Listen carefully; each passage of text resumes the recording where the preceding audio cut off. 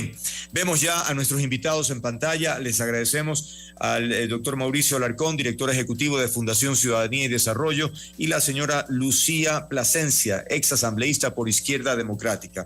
Decía que en este momento, a propósito de varios reportes periodísticos, dan cuenta de que se respira en el Ecuador una suerte de sosiego, de paz, de tranquilidad por la ausencia de la actividad en la Asamblea. Roberto Aguilar, bueno, él es más duro en sus expresiones y dice que finalmente nos recuerda que 432 resoluciones fueron inservibles que aprobó la Asamblea, de la cual hubo el correspondiente debate bizantino, ¿no? 432 debates sobre nada, incluidos cientos de condecoraciones al imitador de Camilo VI, a los guardaespaldas narcos de Ronnie Aliaga, a Peregrina Correa por su trabajo en Fede Guayas, el bizcocho, etcétera, etcétera, etcétera. Realmente una situación que deja un legado de vergüenza realmente para el país. Por eso quisiera empezar con usted, asambleísta Plasencia. ¿Cómo recibe este tipo de observaciones y críticas a propósito de lo que fue la asamblea en la que usted participó? Buenos días. El audio, Lucía. Muy buenos días, estimado Andrés, Mauricio, y a quienes nos escuchan por este importante medio de comunicación. Yo pienso que se debe hacer un análisis del trabajo de quienes, si pudimos, aportar con propuestas, con normativas que estaban dentro de nuestra agenda. Al ser la Asamblea Nacional un colegiado, pues siempre hay un análisis muy general, perdón la redundancia. Yo pienso que sí se debería considerar el aporte de quienes representamos en provincias. Yo debo sustentar el trabajo en la cual hice en la Asamblea Nacional, presentando en este corto periodo cerca de 12 producciones legislativas, en las cuales un proyecto de ley aprobado, otros se quedaron en segundo debate, en primer debate. Por ejemplo, un proyecto de ley que fue resultado de una fiscalización en las bodegas de aduana en el cantón Catamayo de la provincia de Loja, donde pudimos observar el desperdicio de alimentos, 7,000 quintales de arroz, 500 sacos de maíz, en las cuales al aprobar este proyecto de ley, hoy esperábamos ya al registro oficial. Lamentablemente pues sucedió esto.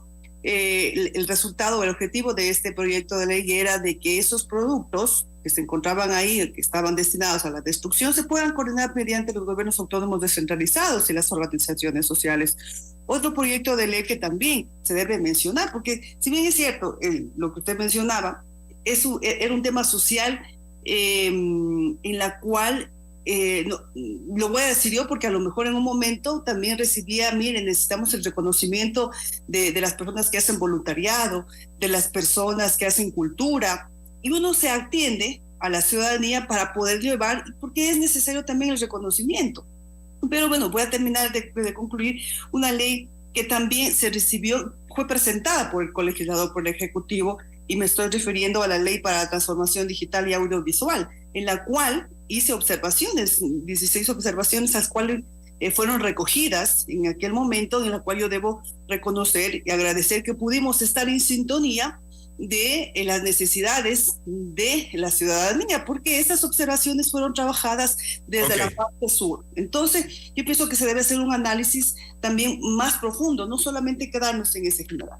Ok, Mauricio, entonces se nos dice que hay que ser justos, que efectivamente no todo en la asamblea fue malo, que sí hubo algún trabajo, pero tal vez la balanza o el desequilibrio de esa balanza pesa tanto para un lado que lo bueno que se pudo haber realizado queda minimizado tal vez, ¿no? Y la huella, la impronta en la ciudadanía es que fue lo mejor que le pudo haber pasado al país el que desaparezca esa asamblea. ¿Qué opinas al respecto? Andrés, buen día, un gusto compartir este espacio con Lucía y un saludo a nuestra audiencia de Radio City y de Francisco Estéreo. Imagínate la situación tan difícil que atraviesa el país, que el primer poder del Estado, el órgano de representación por excelencia, la Asamblea Nacional, poco o nada importa a la ciudadanía. Es más, de acuerdo a sondeos y estudios de opinión que se ha visto en los últimos días, Se aplaude el que el presidente de la República haya cerrado esta necesarísima institución para el sistema de pesos y contrapesos. Este comentario, Andrés, probablemente no sea muy popular en nuestra audiencia, pero cada una de las funciones del Estado tiene su razón de ser, y quedarnos varios meses sin una de ellas afecta a la democracia. Sin duda alguna, afecta el equilibrio de poderes.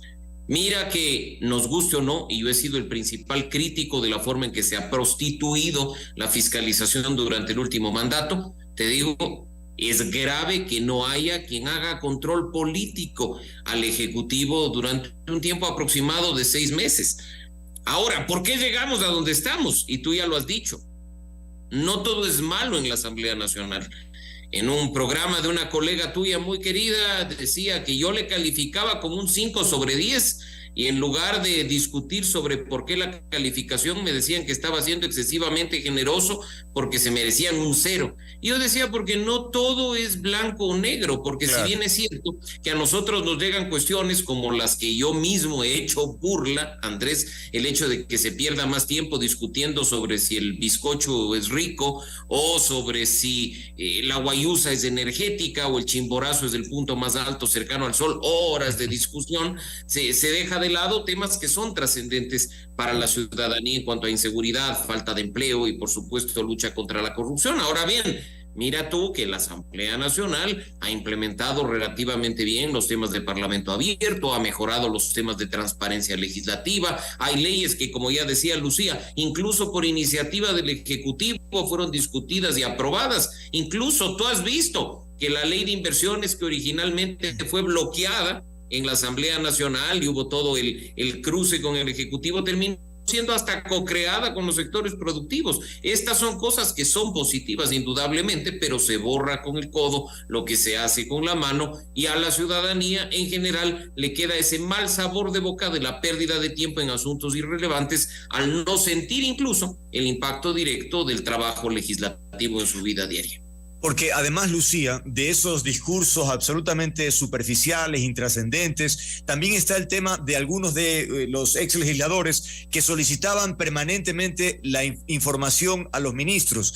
Y claro, está bien porque hay que hacer fiscalización, sin duda, pero la observación de parte del gobierno es que era una exageración, que cada semana pedían volúmenes enormes de información y finalmente entorpecían la gestión. Es decir, era una suerte, como el presidente lo decía, de provocar eso, una suerte de obstáculo para que se ejecute el plan de gobierno, porque los ministros tenían que estar o pendientes de mandar material o de concurrir a la Asamblea. ¿No se les pasó la mano en ese sentido, Lucía? Andrés, solamente por recoger algo que decía importante Mauricio, y mientras él hablaba me traía a la mente el padre de la división de poderes, a Montesquieu, donde él desarrolló la teoría de la separación de los poderes. Este filósofo distinguía muy bien las 3 formas de gobierno, el monarquía, republicana y el despotismo, donde estoy de acuerdo cuando se deja un tiempo de la función legislativa, de hacer el control a la función ejecutiva. Si bien es cierto, ahí va lo que usted dice, ese control de fiscalización, pues si nosotros recordamos, son 137 asambleístas que representan las 24 provincias. Y le voy a hablar desde mi experiencia. Cuando en los diálogos ciudadanos que teníamos en los fines de semana, en las agendas de territorio, los reclamos eran permanentes de la ciudadanía. Las demandas no eran atendidas por parte del gobierno central. Cuando nos decían, asambleístas, no tenemos la vialidad, no está atendida. Cuando nosotros recibíamos demandas ciudadanas por parte de la falta de medicamentos en las instituciones públicas, cuando nos decían qué pasó con la compra de un tomógrafo en el Instituto Ecuatoriano de Seguridad Social, cuando la urea no llegaba o no había la distribución equitativa a los agricultores, cuando, por ejemplo, en el cantón de Macará se pretendía dar una concesión minera en una captación de agua para consumo humano de esta población. Entonces, eso era nuestra función fiscalizadora, el Ministerio de Ambiente, el Ministerio de Agricultura, incluso el mismo gobierno en el tema de seguridad. Eso está correcto, ex asambleísta, sin duda, pero no reconoce que tal vez pudo haber, o no se pudieron haber extralimitado en algunas ocasiones. ¿Usted cree que es extralimitado estar... No, estoy preguntando, no digo yo que... No, yo pienso que hicimos mi trabajo, yo estoy defendiendo mi función de fiscalización. Entonces, ante tantos estos problemas, pues teníamos que nosotros estar insistiendo. ¿Cuántas veces? Hoy por hoy, incluso, la última pedido de información fue la que hice el tema de vialidad, la atención al cuarto eje vial, atención a la falta de atención al CEBAD en Macará. Entonces, uno hay que estar insistiendo para que hagan algo, podamos presionar y que puedan tener atención. Entonces, eso es parte, no creo que se extralimite, sino más bien atender a las demandas ciudadanas. Listo, Mauricio, me gustaría tu opinión también eso. ¿Cómo evaluar? Ellos nos dice la ex asambleísta que si se justificaba a propósito de la cantidad de situaciones que aparecían y que tenían que tener información. Ok, ese es un tema, pero me gustaría también incorporar otro que tiene que ver con el futuro de la asamblea. De hecho, el movimiento correísta ha mencionado que va a ratificar a cada uno de los legisladores y que capaz tenga incluso un número mayor al que tuvieron. Es decir, ¿qué perspectiva observarías entonces de un legislativo en donde se va a replicar básicamente lo que estamos criticando en este momento? Andrés, meter a todos en un mismo saco es tan irresponsable como el pedir información que no tiene sentido a los ministros de Estado. 137 asambleístas, unos, desafortunadamente muy pocos, han hecho un trabajo responsable incluso en cuanto a su rendición de cuentas permanente respecto de sus mandantes. Otros han ido, como incluso lo vimos en la misma sesión de juicio político entre el presidente, a calentar la banca y a jugar Candy Crush. Así es que esa es la triste realidad de un órgano de representación que incluso de forma dolorosa, hay que decirlo, representa el país que somos y representa la sociedad que somos, porque en nosotros está, a propósito de lo que mencionabas, hacer la diferencia. Si creemos que esos 137 legisladores han hecho un mal trabajo, ¿cuántos de ellos optarán por la reelección y tenemos la oportunidad de premiarlos con el voto o castigarlos con el mismo? Esa oportunidad de oro que radica en el mandante y que se repite cada 4 años, ahora de manera extraordinaria y excepcional en un proceso intermedio y que pone un enorme peso de decidir a la gran mayoría de ecuatorianos, a los que sí nos importa tener un buen órgano de representación, a los que sí nos importa tener asambleístas que legislen y fiscalicen, no que pierdan el tiempo en otros temas. Andrés, es vital, además, previo a que aparezcan en la papeleta, que exijamos a las organizaciones políticas responsabilidad para que no candidaticen a cualquiera solo porque aparece en redes sociales, canta y baila bonito, sino porque sean personas que, más allá de sus títulos universitarios o de sus años de experiencia, no tengan tacha en su integridad y en su ética.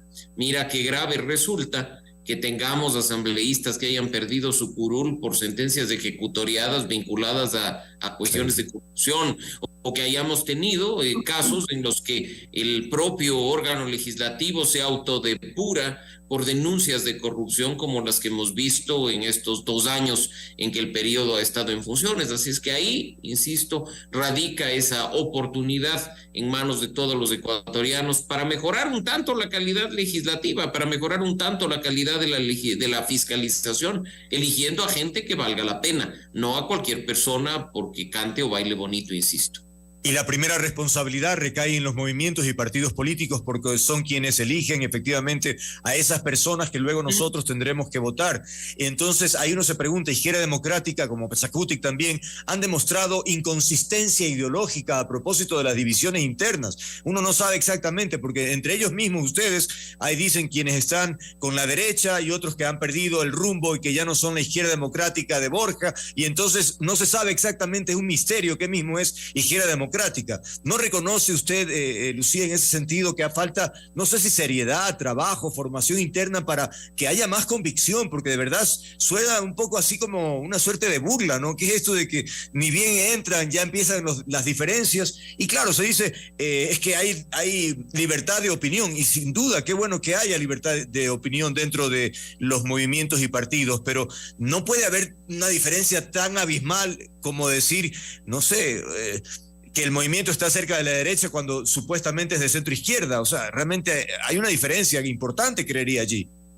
Sí, bueno, primero lamentar la situación que vive cada partido político. Hay una crisis política interna.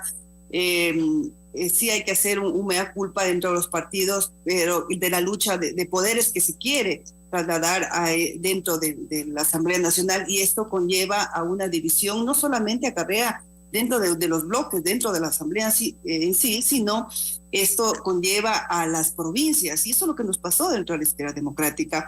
Mientras un dirigente quería normar o quería imponer que les hagamos caso para tal o cual proyecto de ley, que a nuestras provincias, yo lo voy a hablar porque me he empoderado de mi provincia, porque querido y era voz de la provincia de Loja, cuando veía que quien me llevó a estar ocupando esa curul, que me dio el respaldo, pues no estaban de acuerdo con ciertas imposiciones, y es ahí donde pienso que, y lo voy a hablar personalmente, pues alzaba la voz y fundamentaba mi propuesta, fundamentaba el voto por lo cual o no, yo no podía coincidir con quienes en ese momento estaban pues dirigiendo o quienes querían dar las directrices. Entonces, yo pienso que sí falta un mayor análisis ya en la representación de cada provincia, puesto que sí faltó mucho en hacer el análisis. Mire usted, en el recorrido de un proceso político, en ser activistas, en conocer la realidad, en humanizar la política,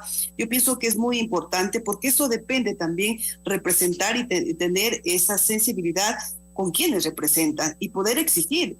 Ya los problemas internos, los problemas que puedan tenerse internos debieron ser discutidos al interno. Así que yo sí lamento mucho que haya sucedido esto, pero ojalá con estas nuevas elecciones podamos tener pues legisladores que en verdad vayan a representar a lo que es la socialdemocracia, en este caso que usted ha topado.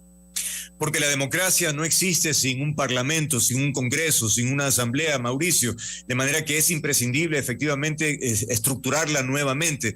¿Qué expectativa tienes a propósito del panorama que ya observas, a propósito de ciertas declaraciones sobre ratificar a quienes tienen algunas observaciones sobre su comportamiento? Es decir, ¿tienes expectativas de que la cosa pueda mejorar? Y si es así, ¿por qué? No tengo mayores expectativas, Andrés, respecto a lo que pueda pasar en nuestra Asamblea Nacional. Sabemos que con una buena campaña, a título personal, con un buen candidato presidencial que arrastre, no importa quién pongas en la lista de legisladores, que llegarán 1, 2, incluso en algunas provincias 3 de la misma tienda política.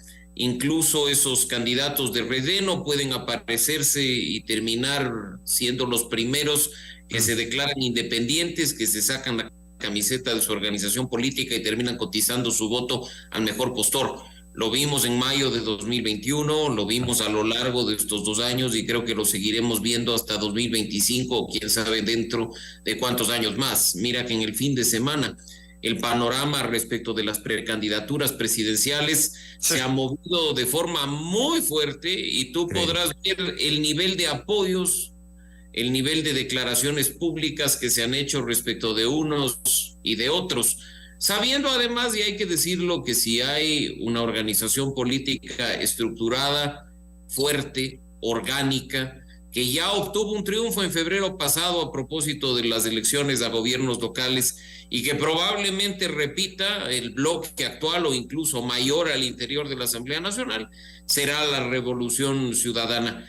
Y si por cifras nos queremos guiar, ahí estaremos desde nuestro observatorio legislativo en caso de que uno o varios busquen la reelección para decirle, mira, esto es lo que hizo durante 2 años o lo que dejó de hacer durante esos 2 años, mira si lo quieres tener por un tiempo más representándote o si esperas más bien una representación mejor, que sea el ciudadano el que tome las decisiones sobre la base de datos, que sea el ciudadano el que tome las decisiones responsablemente y que de forma ideal no se deje manipular por las bonitas campañas, los bonitos eslogans o una fotografía con el mejor perfil, la mejor sonrisa, diciéndote que llegan para solucionarte la vida en cuestión de minutos. Lucía, ¿usted va por la reelección? Bueno, esa decisión no es solo mía, tengo que consultar con mi familia y también con el partido, así que estamos todavía analizando. Quedó algún tema pendiente, como yo los había manifestado, con 12 producciones legislativas, temas de fiscalizaciones, 150 solicitudes de información. Entonces, pero usted está dispuesta, usted está con ganas de... Yo sí, porque, insisto, quedó un trabajo pendiente por las provincias, incluso una ley tan importante para las provincias fronterizas como es la Ley de Desarrollo Integral Fronterizo, que ya quedó prácticamente para una consulta legislativa, así que me gustaría, pero eso no solo depende de mí. Claro. Bueno, estaremos pendientes a ver qué pasa, porque parecería que efectivamente esa será la línea de muchos exasambleístas, decir que efectivamente su trabajo quedó trunco, hay que regresar a trabajar en función de esos proyectos. Así que veremos cómo reacciona la población. Por ahora es todo. Gracias a Mauricio Alarcón, director ejecutivo de Fundación Ciudadanía y Desarrollo, y Lucía Plasencia, exasambleísta por Izquierda Democrática. Que tengan buen día. Gracias por haber estado aquí. Gracias, Andrés. Un buen día también para ti. Un buen día, Lucía. Igualmente, cuídense mucho. Un abrazo.